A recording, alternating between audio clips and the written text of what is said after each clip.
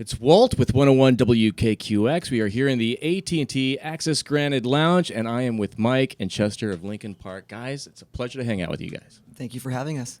So welcome to PIQNIQ.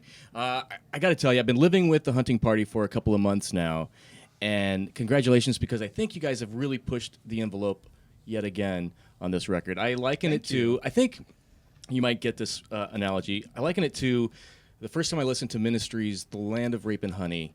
It was like, oh my gosh, this is way too heavy. I don't get it. A couple months later, I loved it. Cool. Thank you. That's a huge compliment for me. I don't know how Mike feels about Ministry, but that record changed a lot of things for me. Yeah. Because it showed me that a band can literally do whatever they want. Because obviously, Sure. Ministry before that record was a completely different sound. And also be as aggressive lyrically, instrumentally, but still have a handle on all the things that are important that make a great song. Right. So that's a huge compliment. And that's what I got listening to it, and the sequencing of the album from start to finish, how every song rolls into each other. Was that thought of when you were writing the record, or is that just something that you were able to piece together? Well, that's something we've done ever since 1,000 Suns. And 1,000 Suns was more of a concept record, so it was really important to get that right on that album. But what we started doing, what we did with Living Things and what we did with the Hunting Party is we started sequencing as we got songs kind of, like 3/4 or halfway done. Right. So in other words, like as soon as we knew which songs were starting to rise to the top, like let's say, sometimes we'll make a couple dozen songs, sometimes we'll make more. And the ones that start seeming like they're coming together and they're going to be the ones on the album, we start putting those in order. And what that lets, it's usually Brad and I that do that. And what that lets us know is what holes are yet to be filled on a record, right. How things are fitting together, and you can tell, for example, you can tell like if one song is standing out as just like not quite the vibe of the rest of the album. You can either then learn, okay, what is it missing that the rest of the album has, or what's it doing that's great, and maybe that should appear on other songs as well. So it just informs the whole experience, which is it's weird because so many people are some listeners like tendency these days is to be more single song oriented, and of course our stuff works that way too, but there is something to be said for the album as well, at least at this point in our career. Well, and it comes through, as I mentioned in the Hunting Party. I mean, you put it on from start to finish, and every song takes you to the next song. I mean, it's sequencing is important, and I think it's a lost art. Thank you. You guys. Thank you very much. You being a musician yourself, I think that when we're when you can turn a record into a story, I think that's really an interesting leap, because even though, like, especially with like 1,000 Suns, we had a concept going into making the album, which wasn't to make a concept record, but it was really to make more music that would fit, because we were working on a project that it was supposed to go along with that it didn't end up happening, but we ended up finding our way through the studio and through the process of writing that record, and then sequencing that record properly. All of a sudden we started realizing like there's a real story being told here, and we can make that story even more clear by adding like the speeches, adding little instrumental sections in between the songs to kind of tie together some of the aesthetics of the other tracks.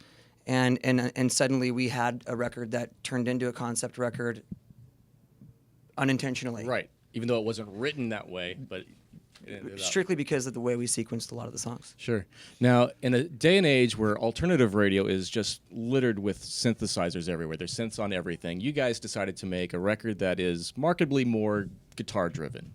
What fueled that decision? I mean, really, it was as simple as like being in the car and not being able to find the thing I wanted to listen to. That happens to all of us, and in our case, in my case, I just get kind of obsessive. I start to like look for that whatever that thing is. I was trying to find something aggressive but modern and innovative. You know what I mean? So I'm looking at all these different genres and all these different bands and stuff, and I just wasn't really finding exactly what it was that I wanted to hear. And so I started making demos. And in fact, at that point, I had already written a whole bunch of stuff and played it for the guys. Guys liked that stuff. And then as soon as I started bringing in the other stuff, or as soon as I started writing the other stuff, I kind of realized it was better. That this direction was the direction that I wanted to personally go in, and I brought it to the guys and said, "This is how I feel. What do you guys think?"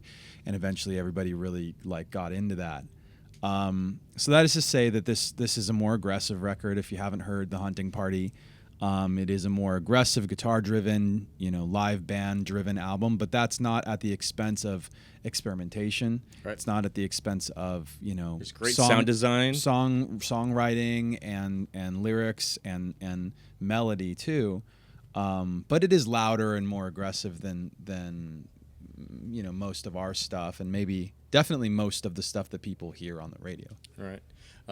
Who's the kid at the end of Keys to the Kingdom?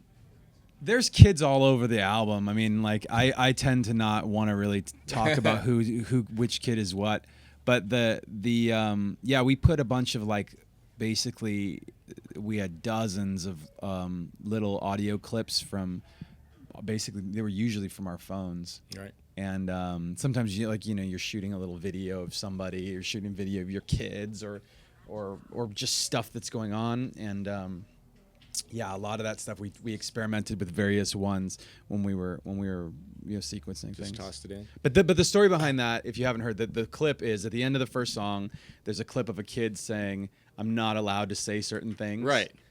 And the story behind that is actually that originally there was a different clip there of a kid saying, "The cold doesn't bother me anyway." It's he's screaming this line from Frozen.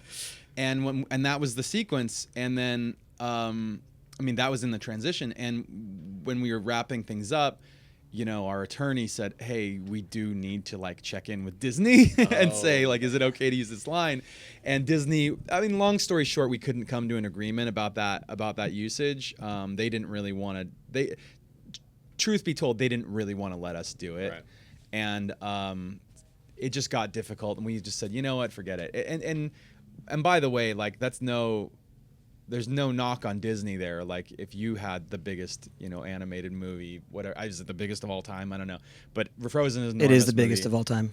And if you own that, and they're notoriously protective about their stuff too. We're notoriously protective about our stuff, so I totally get that. We don't have a problem with that. But I did think it was funny to put in the clip of the kids saying, "I'm not allowed to say certain things." I love that. I wish that had been in there. To be able to hear.